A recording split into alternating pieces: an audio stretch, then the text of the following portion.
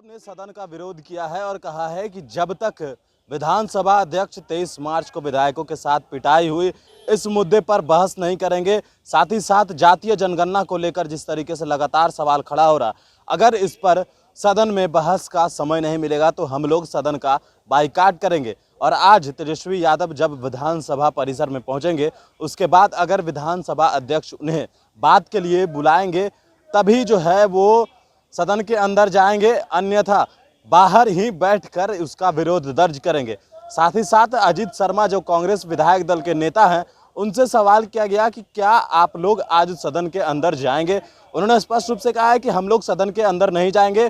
वो इसलिए क्योंकि सदन के अंदर किसी बात के लिए बहस करने की अनुमति ही नहीं दी जा रही है।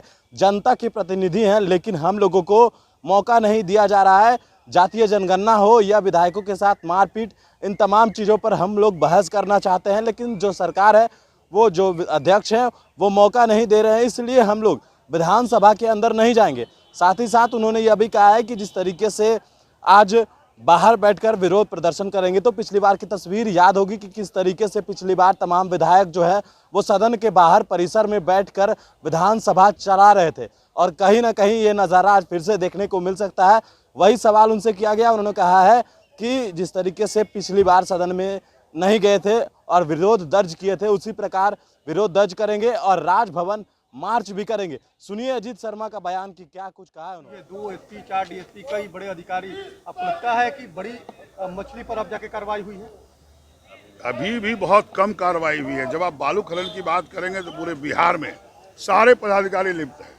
इतना बड़ा घोटाला, राजस्व की चोरी हुई है जो सोच नहीं सकते। जांच करा लेना सारे पदाधिकारियों को, जो जिलाधिकारी जहां बालू खनन होता है आप जांच करिए, सब दोषी पाए जाएंगे। आपको यह कार्रवाई सिर्फ थोड़ी सी हुई है, लेकिन मैं इसका स्वागत करता हूं कि उन्होंने कार्रवाई की है, लेकिन और भी इनको कड़ी कार्रवाई करनी होगी। और भी जांच कराइए, आपको सभी पदाधिकारी जहां जहां बालू खनन है सब लिप्त मिलेंगे। सब लोग इसको राजस्व का लूट किए। सफेद पोस्ट लोग से भी संलिप्तता है, आपको लगता है? बिल्कुल, मंत्री ने कहा सफेद पोस्ट भी आप तो देखे हैं, और मैं भी कहता हूं बिना सफेद पोस्ट के, बिना सरकार के संरक्षण के ऐसा बालू खनन नहीं हो सकता है। लूट पैसे का नहीं हो सकता। सदन जाइएगा? सदन के अंदर नहीं जा रहे हैं हम लोग, चूंकि बात ही नहीं सुनी जा रही है तो क्या करेंगे। जनता हम लोग को चुन के भेजी है कि अपनी बात जनता के उठाने के लिए। हम लोग ये जो मानहानि जो हुआ, जनता जो विधायकों को पीटा गया, उस पर कोई कार्रवाई, बहस करने को तैयार नहीं, जनगणना पर बहस करने को तैयार नहीं, तो आखिर हम लोग जाके क्या करेंगे। इसलिए बाहर ही विरोध करेंगे। हम लोग यही बाहर धरना पर बैठेंगे। सदन के बाहर सदन चलेगा? नहीं, सदन चलने की बात तो हम नहीं जानते। हम लोग विरोध करेंगे, हम लोग धरना पर बैठेंगे। राजभवन मार्च भी करेंगे क्या? राजभवन मार्च का तो हमने बैठक में कहा है, और हम तो निश्चित चाहते हैं कि राजभवन जाएं, इसलिए कि अगर हमारी बात यहाँ नहीं सुनी जा रही है तो फिर गवर्नर के पास हम लोग को जाना चाहिए। आएंगे आदरणीय तेजस्वी यादव जी, बात करेंगे, और निश्चित तौर पर हम लोग चाहेंगे कि राजभवन भी जाएं। देखिए, जब अंदर कोई सुनने वाला ही नहीं है, सरकार के दबाव में ये सदन चल रही है, क्या दिक्कत है? अगर हमारे नेता प्रतिपक्ष बोल रहे हैं कि भाई डिबेट होना चाहिए, डिबेट कराना चाहिए माननीय अध्यक्ष महोदय को। जो भी मुद्दा है, चाहे वो जातीय जनगणना का मुद्दा हो, या बेरोजगारी का हो, या विधायकों पर हमला का हो, या फिर जो महंगाई है उस पर डिबेट कराने में क्या दिक्कत है? डिबेट कराएं। जनहित के मुद्दे को हम लोग उठाते रहेंगे, चाहे वो सड़क से लेकर सदन तक उठाने का जरूरत होगा, हम लोग उठाते रहेंगे। सवाल ये खड़े हो रहे हैं कि इस बार सदन के बाहर सदन चलाने की कोशिश की जा रही है। क्या सदन के बाहर सदन चलेगी? देखिए, वो हमारे नेता प्रतिपक्ष तेजस्वी यादव जी जो निर्णय लेंगे, हम लोग उनके साथ हैं। बालू खनन जिस तरीके से अवैध बालू को लेकर लगातार जो है वो सवाल खड़े हो रहे हैं, विपक्ष भी सवाल खड़ा कर रहा है लगातार। देखिए, उसमें बड़ी मछलियों को बचाया जा रहा है और छोटी मछली पर कार्रवाई की जा रही है। इसमें बड़े मछली जो हैं वो जेडीयू के नेता हैं, राधा चरण सेठ, वही जो है बड़ा मछली है, और उनको बचाने के लिए कितने अफसरों को कुर्बानी दी जा रही है। नीतीश कुमार जी के देख रेख में ये सब घोटाला हो रहा है, बालू घोटाला बिहार में। तो आखिर विपक्ष जिस तरह से कल बिल पास हुआ है, तो विपक्ष ने सवाल क्यों नहीं खड़े किए? कल हम लोगों ने आवाज उठाया, माइक का लाइन काट दिया गया। कांग्रेस के भी विधायक हैं हमारे साथ, उनसे जुड़ते हैं और जानते हैं क्या आज सदन चलेगी? नहीं, आज सदन नहीं चलेगा। नहीं चलेगा।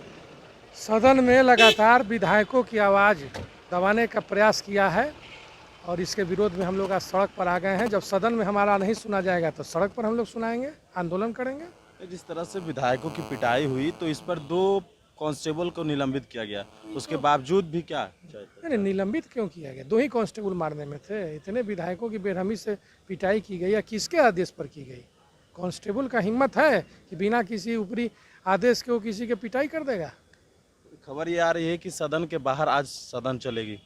सदन के बाहर अब क्या कीजिए? जब जनता ने हमें चुनकर भेजा है सदन में जनता की आवाज़ उठाने के लिए और जनता की आवाज़ को दबाकर सदन को तानाशाही रवैये से चलाने का प्रयास किया जा रहा है, तो हम लोग क्या करेंगे? सड़क पर आना ही पड़ेगा कहा यह भी जा रहा है कि आप लोग आज राजभवन मार्च करेंगे।